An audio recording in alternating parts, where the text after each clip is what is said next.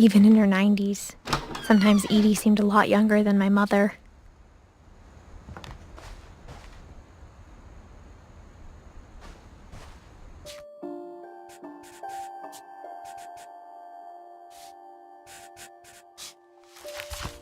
The only trace Grandpa Sam's first wife, Kay, left on the house was the pink bathroom. It was a pretty big trace.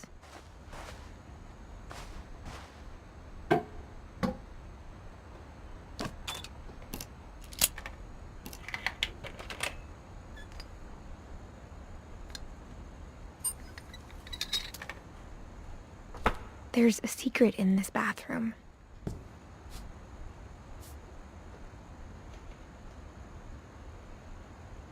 It's in the last place you would look.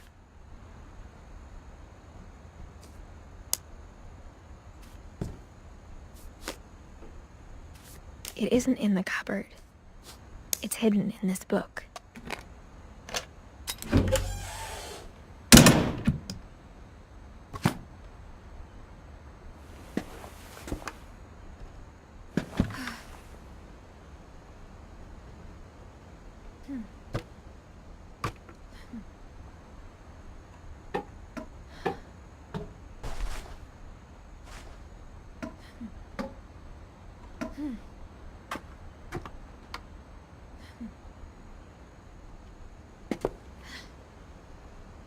Sven gave Sam an old camera he'd refurbished. He never put it down.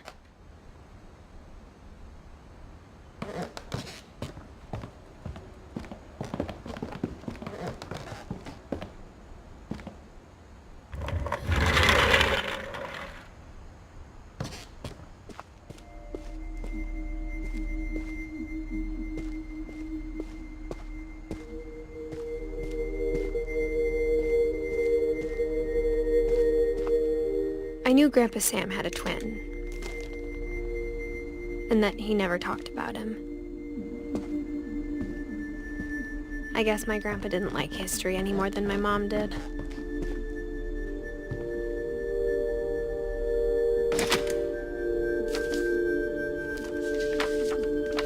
How I Want to Remember My Brother by Sam Finch.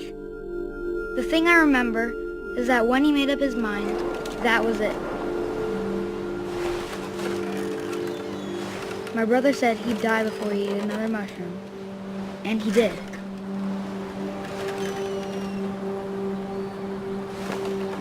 At Barbara's funeral, we swore we'd never be afraid again, and he wasn't.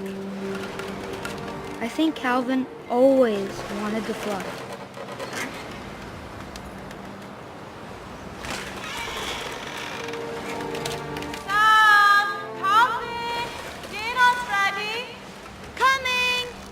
But that day, he finally made up his mind to do it. I told him going around was impossible. Maybe if I hadn't said that. Alvin, I'm not gonna tell you again. Maybe if the wind hadn't picked up. Then maybe he'd still be here. But I doubt it. I think he'd already made up his mind. That's what I want to remember about my brother.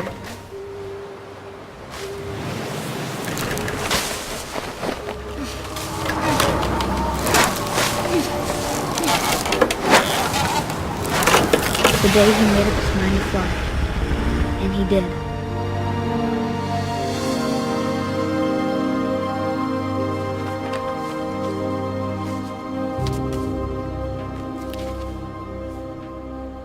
Calvin's story felt strangely familiar. When I was younger, I remember trying to do the exact same thing.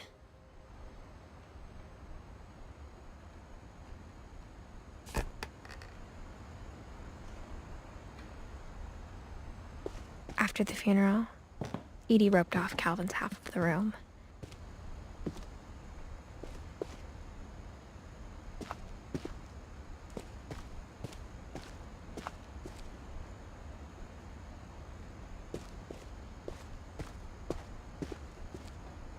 Mom said Grandpa Sam enlisted at 18 and never set foot in the room again.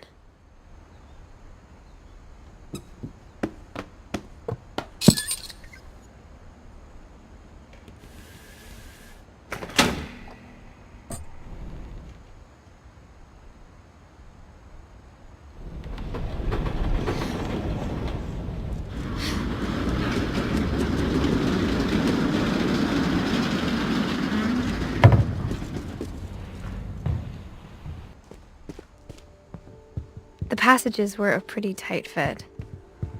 They'd obviously been built for smaller hands and bellies.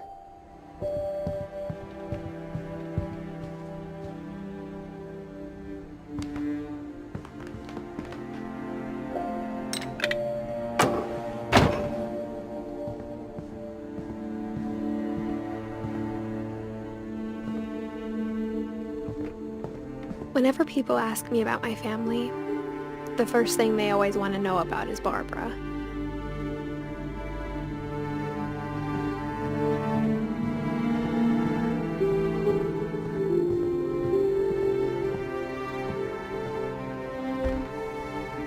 My Grandpa Sam spent 7 years sharing a room with his dead brother, Calvin.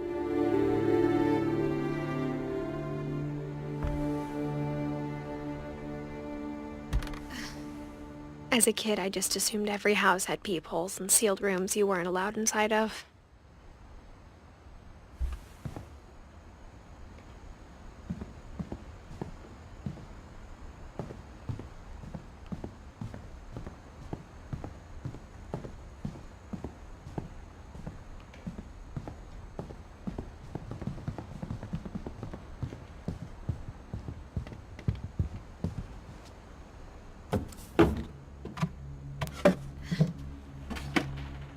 Growing up, I always thought of Barbara as a child star.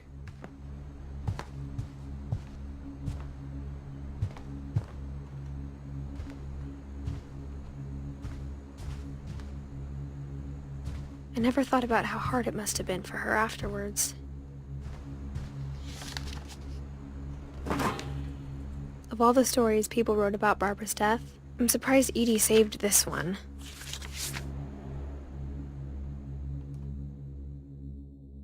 Old Jack here with another ghastly tale inspired by America's most unfortunate family. I'm calling it The Surprise Ending of Barbara Finch. As a child star, Barbara was famous for her scream. Now at 16, she was all washed up. A has-been. But in a lucky break, she'd been asked to perform her signature scream at a local convention for monster movie fans. It was just the boost her career needed. Unfortunately, her scream hadn't aged well. Getting better. I think you just need the right motivation. Her biggest fan and current boyfriend, Rick, was about to demonstrate when... Now that was a great scream. It was Barbara's father, Sven. He'd slipped into a table saw and had to be rushed to the emergency room. So Barbara got stuck babysitting her youngest brother, Walter. Her convention comeback was cancelled.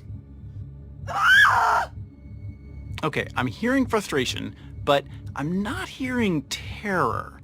What if I tried... A gang of hoodlums in Halloween masks have been terrorizing Orcas Island tonight. Police are urging residents to... That came from the basement. You're right! Also, I loved your delivery on that. Why is your basement door locked? Because my dad likes making puzzles and secret passages. There's a key hidden in the music box. The secret is to keep winding and winding until finally the key pops out. Thanks, babe. I'll be back in a sec. 20 minutes later, Rick hadn't returned. So Barbara went to look for him, right on cue. She She reached for the music box. And as she wound the key, she listened for Rick, but the house was silent.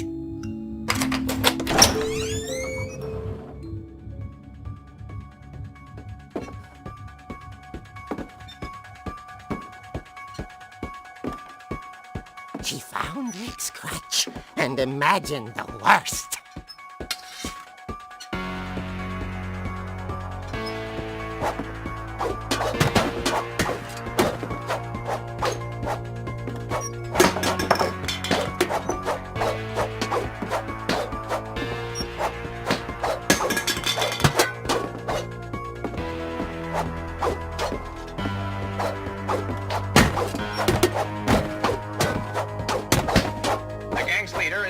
Hookman killer, Dr. Carl Hamill, who impaled and then ate his family 10 years ago tonight.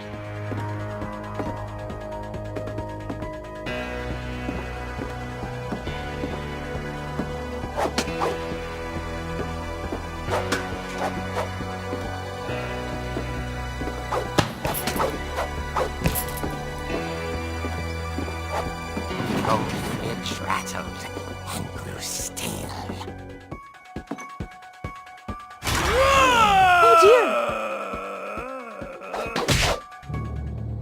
Oh! Rick?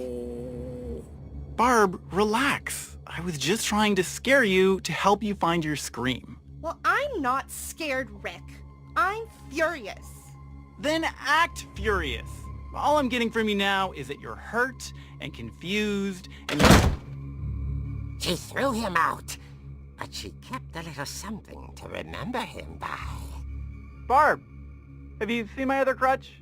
And she was still holding it when she fell asleep watching the late picture show. Hours later... Barbara! Walter, what's going on up there? Ah!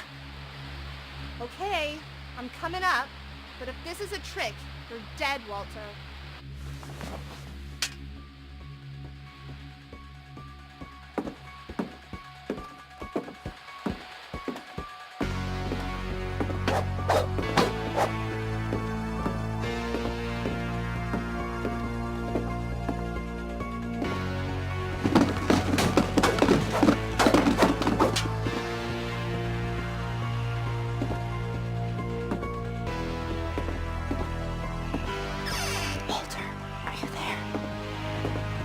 Walter had vanished, but his bedside radio was still on. Orcas Island police describe the man as 6 feet tall, with a steel hook for a hand.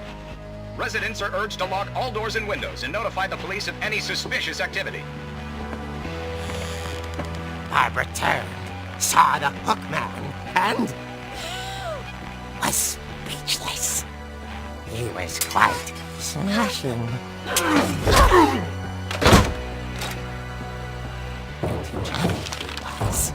He couldn't get enough of Barbara. Okay, Barbara, there's gotta be another way out of here.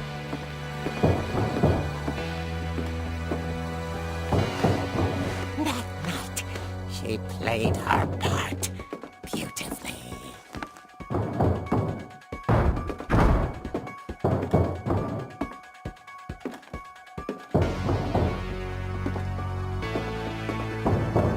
She thought about abandoning Walter, but just couldn't do it.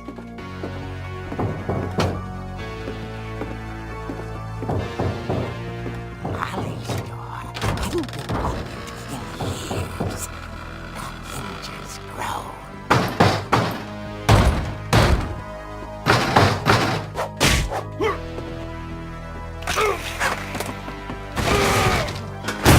He wasn't moving, but she sensed the story might not be over yet.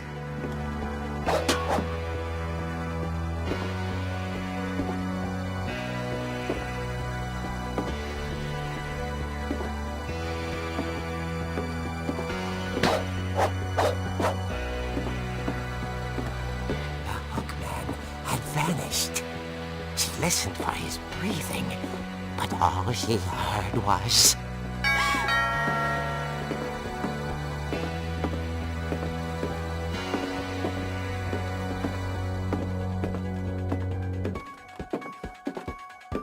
door, she heard whispering. It was coming from inside the house.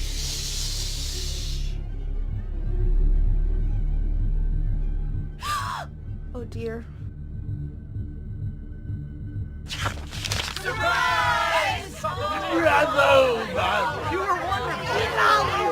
monsters had come to surprise her. For Barbara, it was a dream come true. Then she saw what kind of monsters they were, and she realized what was about to happen. She was going to be famous. And with her final breath, Barbara Finch gave the performance of her life.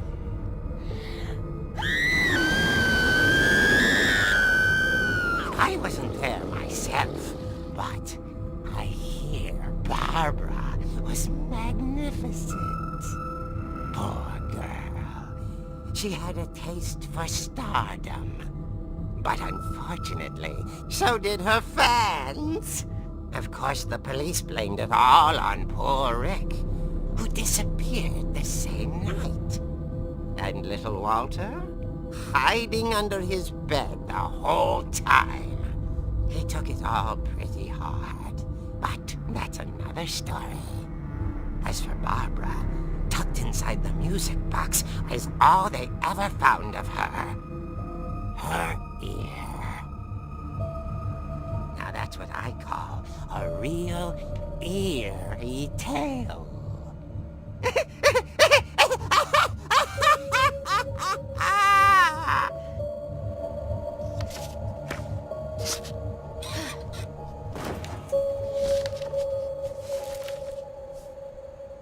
Edie told me all Barbara wanted was to be remembered, as absurd as that comic was. Maybe what Edie saw was a happy ending.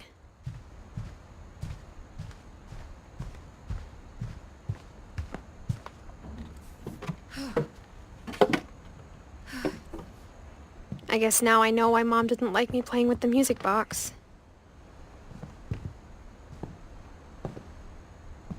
Edie's father, Odin, built the original house. Mom must have locked the third floor stairs on the night we left.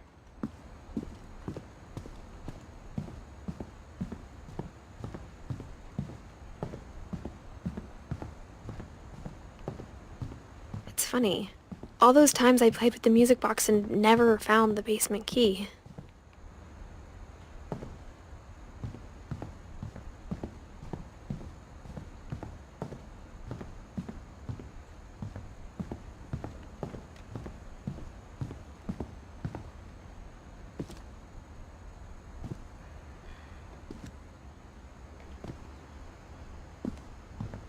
A lot of things got left behind in the whirlwind of that last night.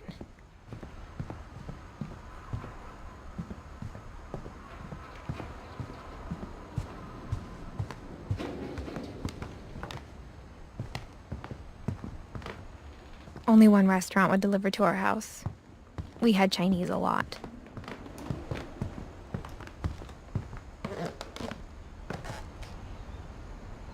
I wonder if that comic was right about there being a key inside the music box near the basement.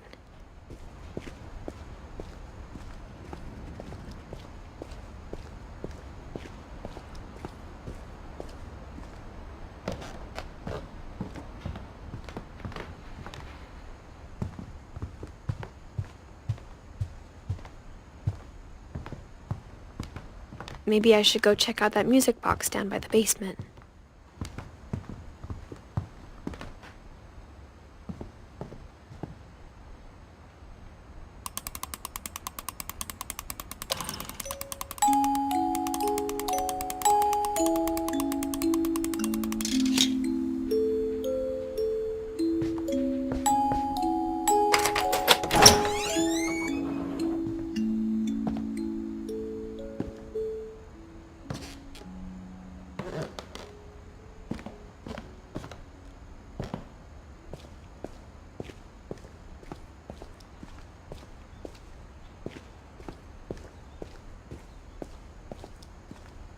Mom said the basement was off limits.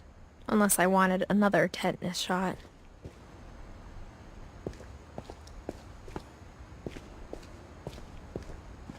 I saw Edie sneak down to the basement once, carrying packages. I thought maybe she was hiding presents. It turned out she was hiding a lot more than that.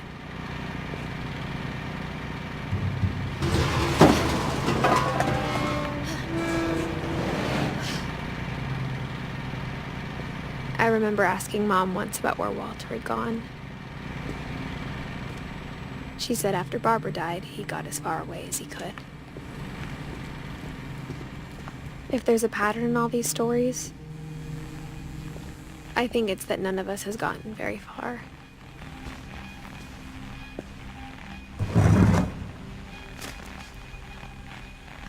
Goodbye, everyone.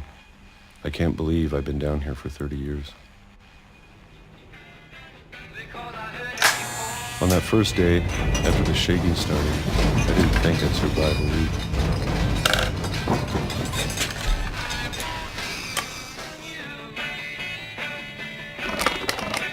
But after a few days, I settled into a routine. That's what kept me sane. Having a schedule, living for today. I always expected to be dead tomorrow. But if you wait long enough, you get used to anything.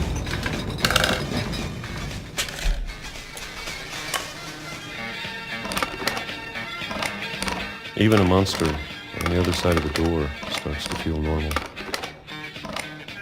Almost friendly.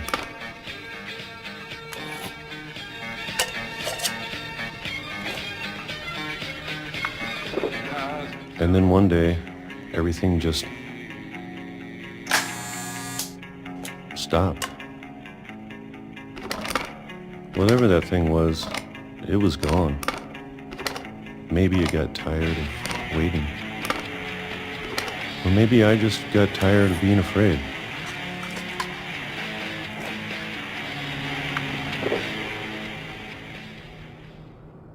It's been a week now, the longest in 30 years. I'm done waiting. I have to leave while I still can.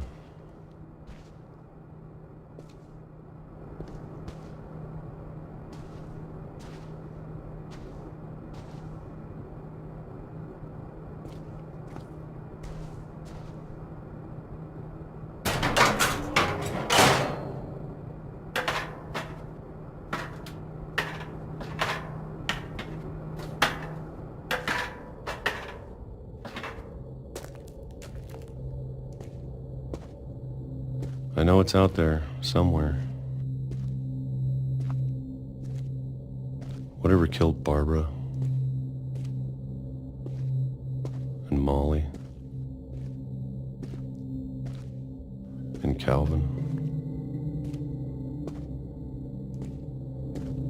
Maybe this is all a mistake.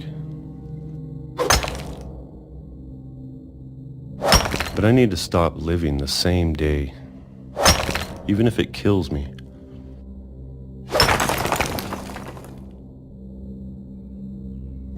Whatever's out there, I want you to know I'm ready for it. I'm going to appreciate all of it, especially the food. I don't mind if I only have a year left, or a month, or a single week. I'd be happy with 1 year ago. I can already imagine the sun on my face.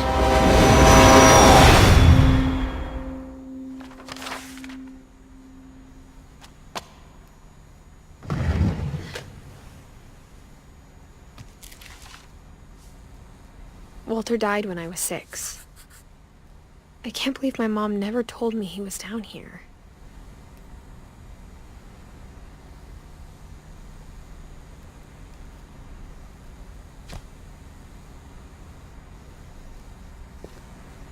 I'm sure my mom was trying to protect me.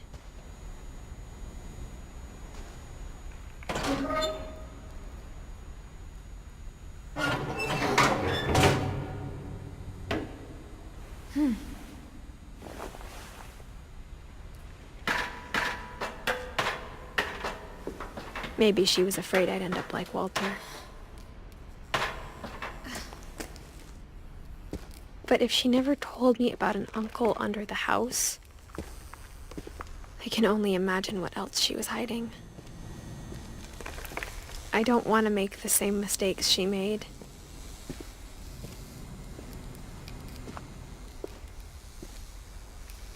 Trying to bury something that's still alive.